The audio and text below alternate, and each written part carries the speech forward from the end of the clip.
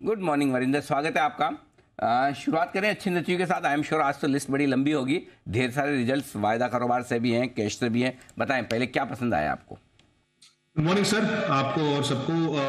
अच्छे number sir, जहां पे रीजनेबल वैल्यूएशंस है। आई थिंक नारायणा हृदयालय ने अच्छा शो किया था इस बार। आपने देखा होगा किम्स ने भी अच्छे नंबर्स दिए। बहुत टाइम के बाद देख रहे हैं कि ये सेगमेंट थोड़ा सा अच्छा कर रहा है। आपको तोड़फोड़ नंबर नहीं दिखेंगे, बट अगर आप जोग्राफिकल ब्रेकअप देखेंगे इंडिया का और केमेन का, I think that is a point two talk about. Domestic business जो है इंडिया में 31% ग्रो किया वाई वाई, और जो केमन बिजनेस है उसने भी बहुत अच्छा ग्रो दिया है सर, 26% का। इसमें थोड़ा सा एडजस्टमेंट है एबिटा में, अगर उसको निकाल दिया जाए तो भी इनका जो एबिटा है वो 260 करोड़ का है, compare to 175 crore Y on Y. Number किसी लिहाज से देख लिया जाए सर, सेल्स भी 8% ऊपर है क्वार्टर क्वार्टर, 30% ऊपर है Y on Y. Consistent margin, gross margin 80% है। एबिटा मार्जिन जैसे मैंने आपको बोला अराउंड 23% है। तो अच्छे नंबर आए सर, और स्टॉक कोई महंगा नहीं है और बहुत ज्यादा डिस्कस नहीं होता है ये स्टॉक, इसलिए हमने इस कैटेगरी में डाला है। BEL, I think everyone expected कि नंबर्स अच्छे आएंगे, बट इस कैटेगरी में क्योंकि डिफेंस डिफेंस डिफेंस सबको उस तरीके से लेना है। बट आई थिंक अगर देखा जाए तो मार्जिन इसके अच्छे आए थे। हमारे लिए एक सरप्राइजिंग फैक्टर था कि इसके ग्रॉस मार्जिन बहुत ज्यादा अच्छे नहीं आते हैं बहुत टाइम से। अगर आप लास्ट के 4-5 क्वार्टर्स देखेंगे, बड़ा सरप्राइज था कि ग्रॉस मार्जिन सर इंप्रूव हुए, 42% से 48% हुए, जिसके कारण आपको एबिटा 28% दिखा, और ऑर्डर बुक इसकी स्ट्रॉन्ग है ही है। जेएसडब्ल्यू स्टील में बहुत और चीजें हैं सर, थोड़ा महंगा स्टॉक है। अगर आप देखेंगे पूरा स्टील सेक्टर से कंपेयर करेंगे तो I think this is the stock which is around 52 week high compare to any other stock. But यहाँ पे एबिटा बीट था जो लोगों ने एस्टिमेट किया था।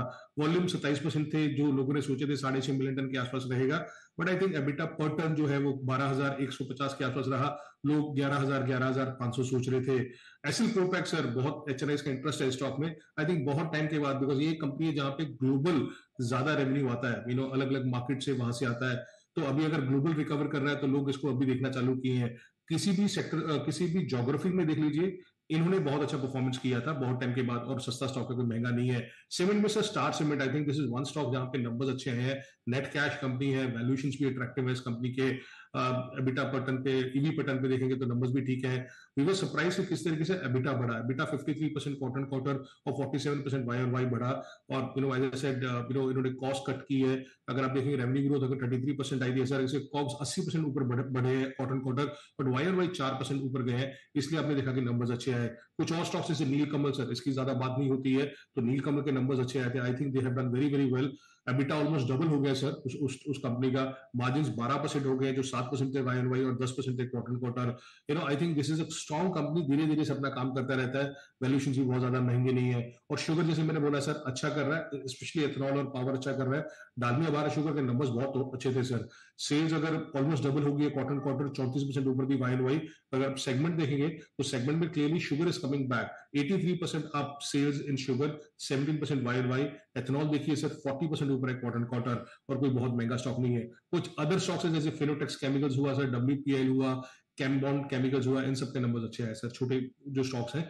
बट आप लोग डिस्कस कर ही लोगे इन कंपनी के बारे में। दार और अच्छे नतीजे, लिस्ट है लंबी, लेकिन साथ ही कुछ नतीजे ऐसे हैं जो उम्मीद के मुताबिक हैं, इन लाइन। बताएं वरिंदर, कौन से स्टॉक्स हैं। सर थोड़े कमजोर हैं, बट आई थिंक वैल्यूएशंस अच्छे हैं कंपनीज के, तो इनको इनको ज्यादा देखना चाहिए। जैसे डीवीज है, आई थिंक डीवीज के नंबर इतने खराब नहीं आए थे सर, और डीवीज का जो मैनेजमेंट कमेंट्री था वो सॉलिड था। तो सेल्स उनकी ज्यादा आई थी, बट मार्जिन ने डिसअपॉइंट किया है। सेल्स अगर लोग सोच रहे थे कि हाँ भी यार 1900 1850 करोड़ आएंगे, तो सेल्स का नंबर बहुत अच्छा आया।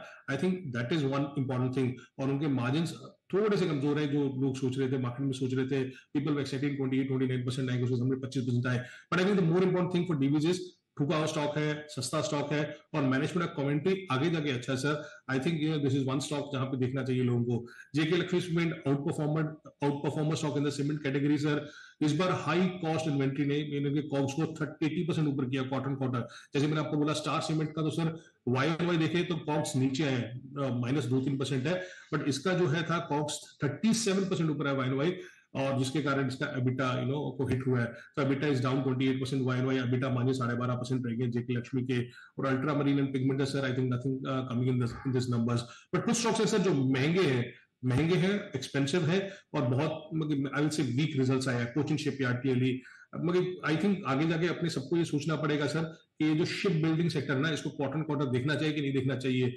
ये एक्चुअली एक रियल एस्टेट की तरह सेक्टर हो गया सर, क्योंकि बड़े बड़े शिप्स होते हैं, उनको जिस तरीके से एग्जीक्यूशन होगा उस तरीके से इनकी रेवेन्यू बुकिंग होगी। क्योंकि आप देखिए ना सर, सेल्स 50% नीचे है इस कंपनी का वाई।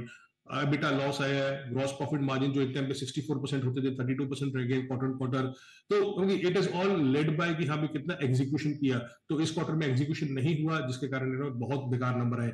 MCX में sir I don't know why, but अगर even if we are hoping कि चलो ऑप्शंस का वॉल्यूम बढ़ेगा, बट आई थिंक कॉस्ट बहुत ज्यादा बढ़ रहा है sir. Cost to operating income ratio इसकी जो 50% होती थी सर, वो 100% हो गई है। और ये सारे के सारे इसलिए हुआ है बिकॉज इन्होंने वो टेक कॉस्ट जो है 80 करोड़ का हिट लिया है इस बार।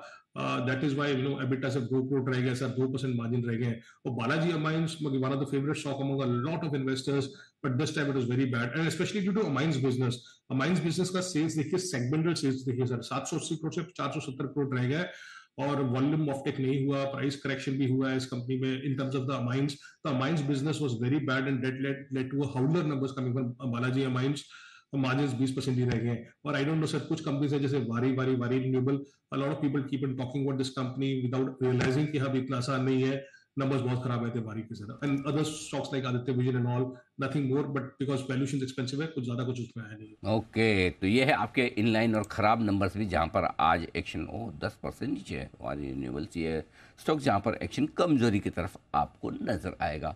वरिंदर, बहुत बहुत धन्यवाद आपका नतीजों का विस्तार से पूरा विश्लेषण देने के लिए। कल सुबह आपसे फिर होगी मुलाकात भी और नंबर्स पर हम लेंगे पूरा डिटेल। जी सॉरी, कुछ रह गया मैं शायद पूछना रहेगी जी। एक रहेगा जो जरूरी हो सकता है सर, ग्लेनमार्क फार्मा, जो नंबर्स आपको दिखेंगे, नेट लॉस दिखेगा बहुत बड़ा कि 428 का नेट लॉस आया, बट इसमें प्लीज 800 करोड़ का सर एक वन टाइम सेटलमेंट आया था जेटिया के साथ। आपको याद होगा कुछ दिन पहले आप लोग भी आपकी टीवी पे बात कर रहे थे कि क्या होगा, तो उसके कारण आपको नेट लॉस दिखेगा। बट अगर आप नंबर्स देखें जाए सर, तो 12% सेल्स का ग्रोथ हुआ है, ग्रॉस प्रॉफिट 10% ऊपर हुआ है, EBITDA 31% ऊपर है सर ग्लेनमार्क फार्मा का, और मार्जिन 15% से 18% हो गए हैं। आई डोंट थिंक कि हमें ग्लेनमार्क फार्मा के खराब नंबर आए हैं, yes inline set of numbers आए हैं।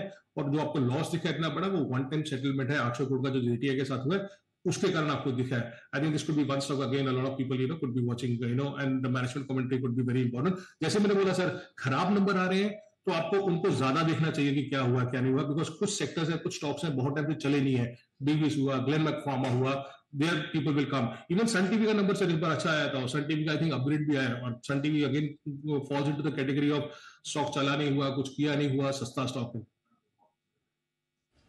तो ये है आपके लिए सारे स्टॉक्स का विश्लेषण सर।